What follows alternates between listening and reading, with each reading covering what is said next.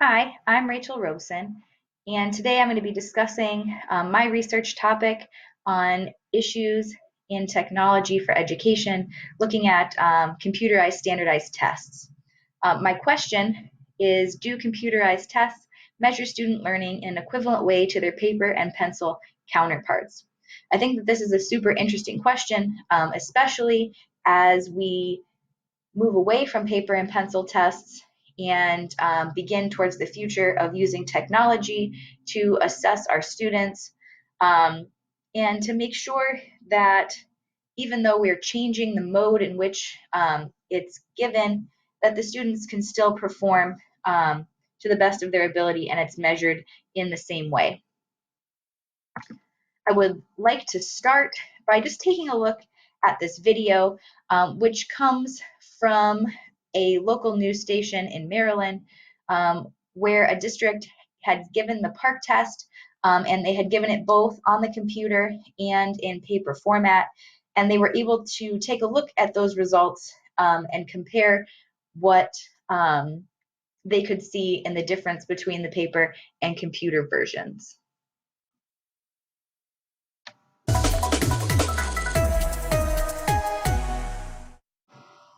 So 900,000 students took the PARCC test last year, 80% online, 20% recorded their answers on paper.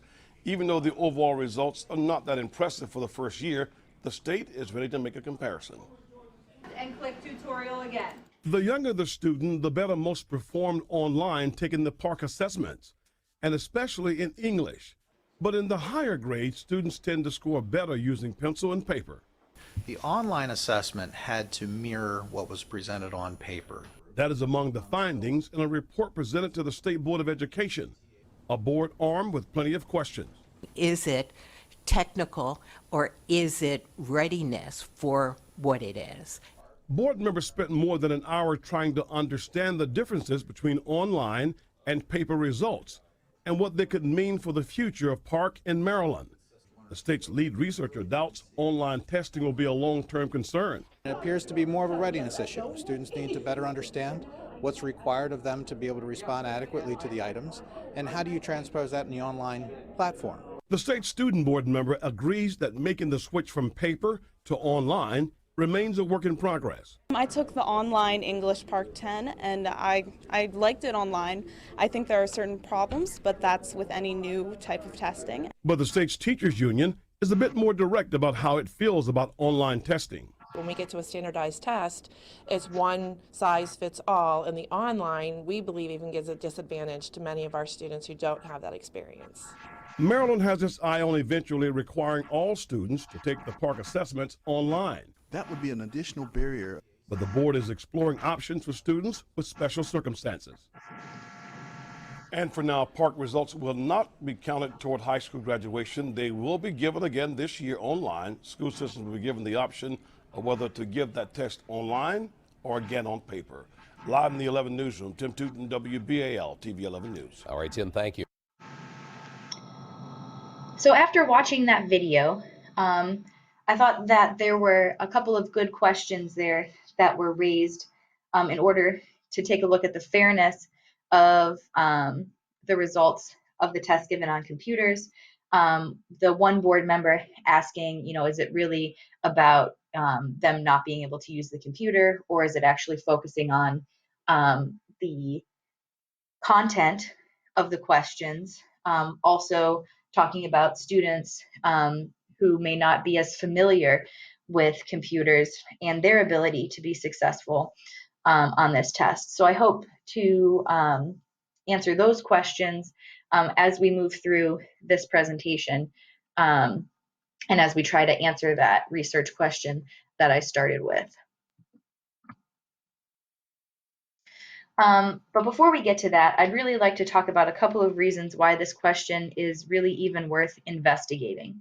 And there's a couple of reasons that it's important to make sure that these paper and computer tests are being scored equivalently and assessing everything in the same fashion. First, many districts like to compare previous tests to the current most recent results that they're receiving.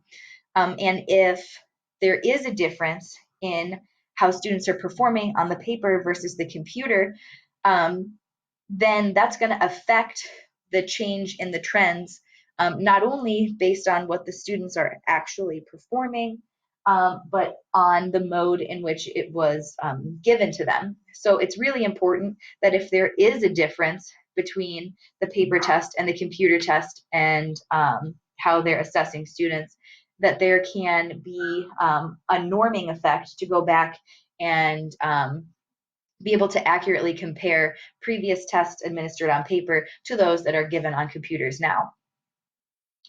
Secondly, if they're going to compare the results between individuals, and some students are given the option to take it on the computer and others take it on paper, there has to be a way to make sure that we can, again, fairly and accurately compare between the students who took it on the computer and the students who took it paper and pencil. So if there is a large difference between the results of those two tests, then again, there has to be some way to norm that data in order to fairly compare between those who in the same year took the different versions of the same test. And then last, but of course not least, if they're going to be making comparisons between diverse groups and they're all taking them on the computer and they're to be compared to one another, we have to make sure that the computer is not disproportionately affecting one group more than the other, either to give them a higher score or giving them a disadvantage and overall giving them a lower score. So we have to look at groups of people and how they're performing as they're taking this computerized test. All right, so first, I'd really like to take a look here at the types of questions that are offered when students are taking a standardized test. Whether it's on the computer or on paper, it is broken down into three types of questions: multiple choice, short answer, and essay. And this test, given in Michigan, they were given tests to students in the 6th grade in ELA and social studies, and this test was given in 2005. Students were given the option to take it on the computer or the paper and pencil, and then when these tests were completed, the Michigan Educational Assessment Program studied the differences between the tests that were given on computer and the tests that were given to students paper and pencil. And they broke them down into the types of questions so that we could see if there's a difference between how these things are scored. Interestingly, the multiple choice questions, students scored lower on multiple choice while they were taking it on the computer than on the paper performance. So for some reason, students were able to score higher in multiple choice when they were taking it with pencil and paper. The short answer shows no effects either way. So it doesn't matter if they're taking it on paper or pencil or if they were typing their answers on the computer. Short answer was just about the same when they were looking at the data there. And then performance on essay questions. Again, super interesting. Computerized performance actually tended to be higher in the essay section than on some paper performance. And that could be for any variety of reasons. This particular article did not go into why, but was just basically looking at the data. But again, looking at these three results showing that multiple choice is lower and essay is higher, it's just really interesting to see that that's going to be a difference here.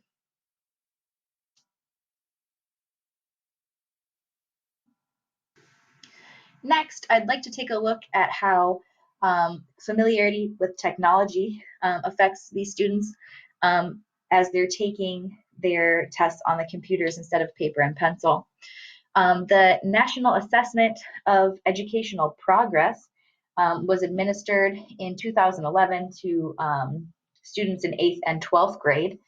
And the creators of this test were also really interested in looking at the effects of different factors of the students taking the test, including gender, ethnicity, socioeconomic status, and finally, familiarity with technology when they were comparing their results. They also went so far as to survey the teachers of the students who were taking the tests on many different items, but one of the items that they focused on specifically was asking the teachers to tell them how often they had asked their students to draft and revise writing using a computer. And there were a range of results coming back from those teachers, some who regularly asked students to draft and revise on the computer, and some who had never even once asked students to draft and revise while writing on a computer.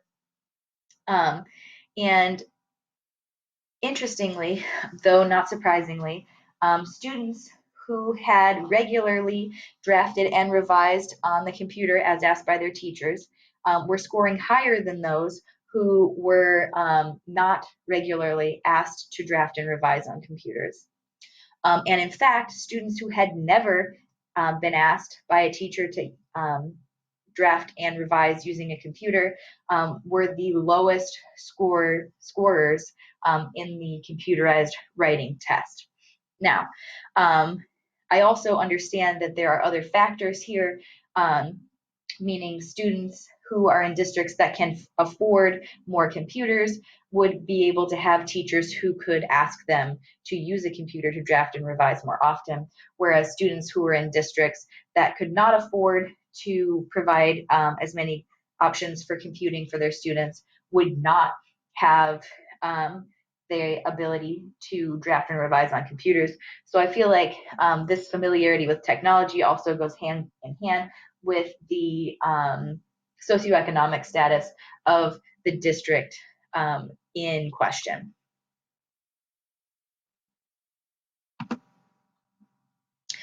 This short video here, again, comes from a local school district, this time in California.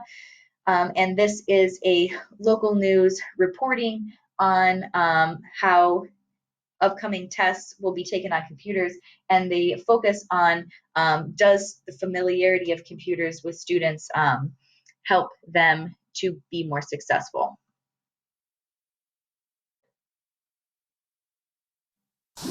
Beginning on Tuesday, students in California will start to take a new standardized test. No pencils needed. KRON 4's Justine Waltman is here with what the students and the parents need to know about how different this test is going to be this year. Well, this new test is replacing the STAR test. It's the first major change to standardized testing in California in 15 years. Yeah. And it's so high tech that the questions actually become more or less difficult depending on how the student answers the previous question.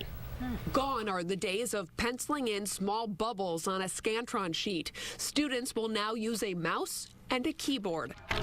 Done on a computer, Smarter Balanced will test students' grades 3 through 8 and some students in 11th grade. The questions are multiple choice, matching, drag and drop, short text, and long essay. The test takes about 4 hours and can be done over multiple sessions. This is supposed to be a more modern way to test students and done on a platform that they are more familiar with.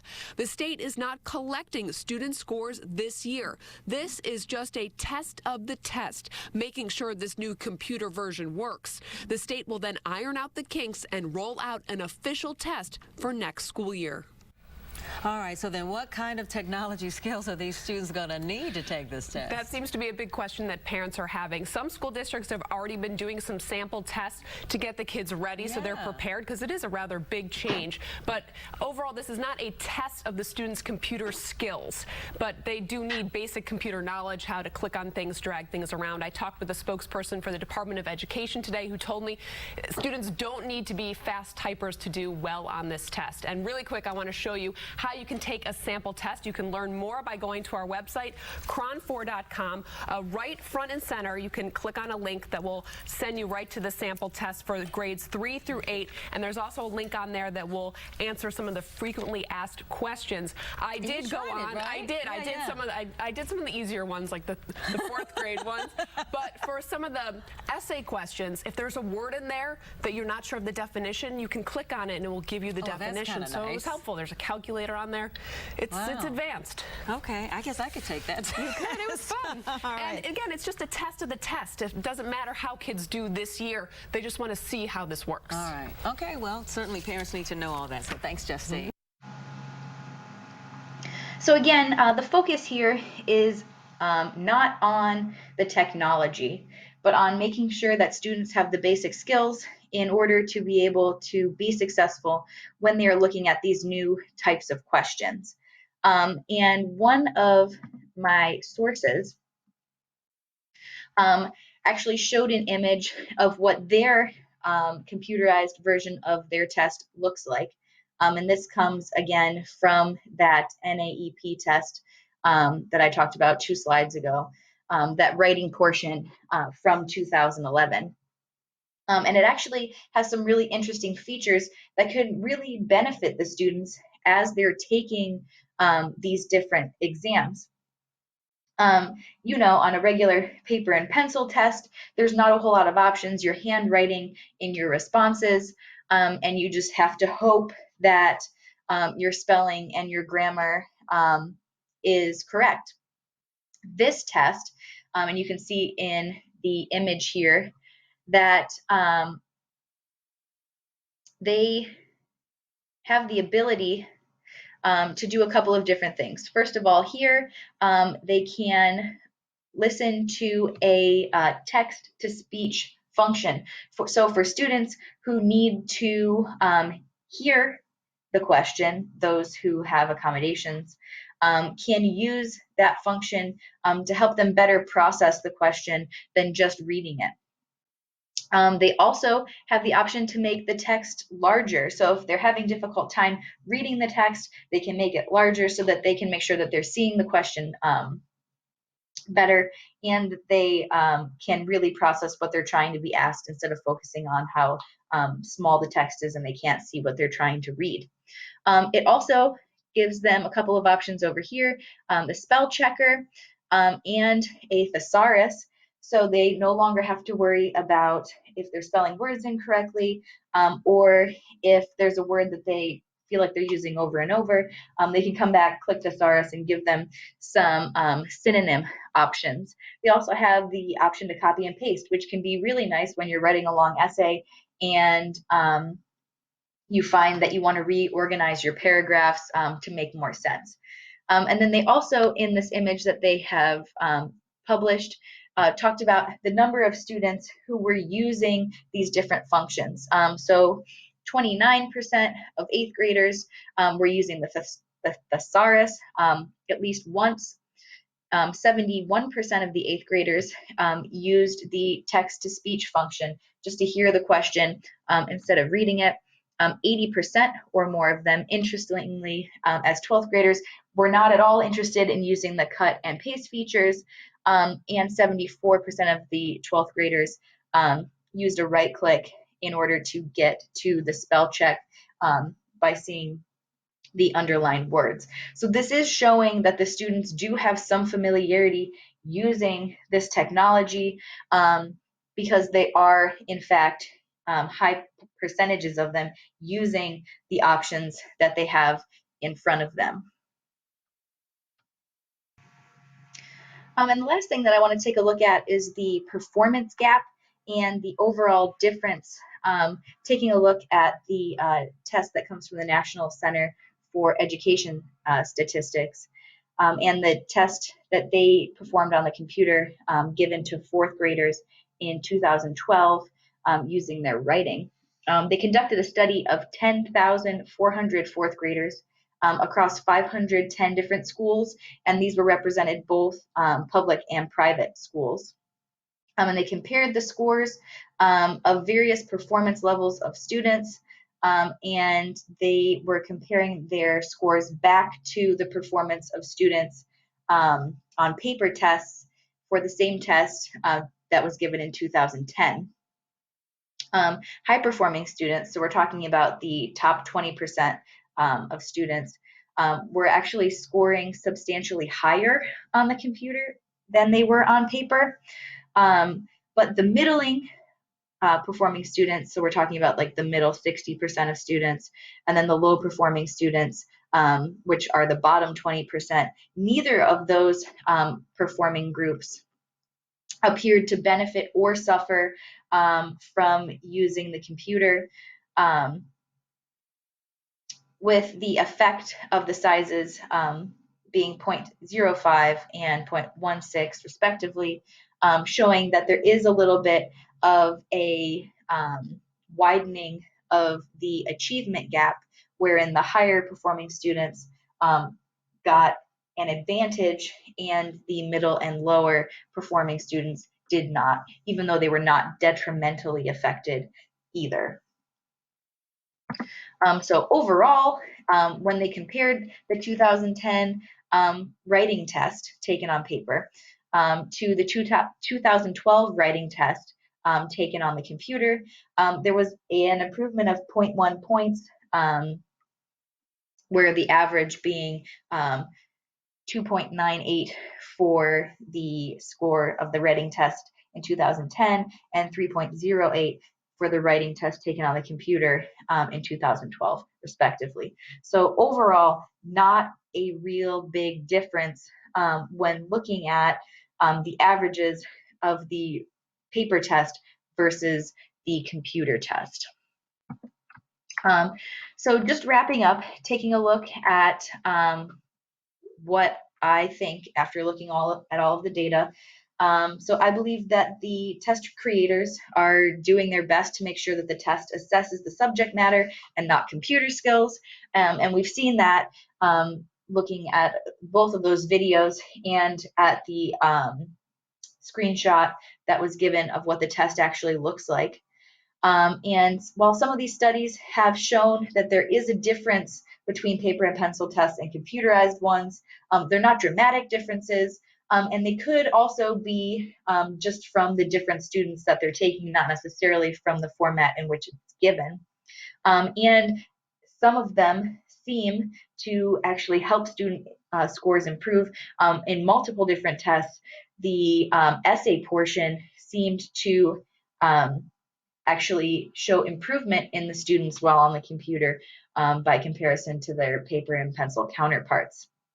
So if I'm going to answer my initial question, do computerized tests measure student learning in an equivalent way to their paper and pencil counterparts? After looking at all of the data that I've presented here, my answer would be yes. They are showing that there is an equivalent measurement taking place here with very minimal differences, but overall they're still measuring student learning in an equivalent way.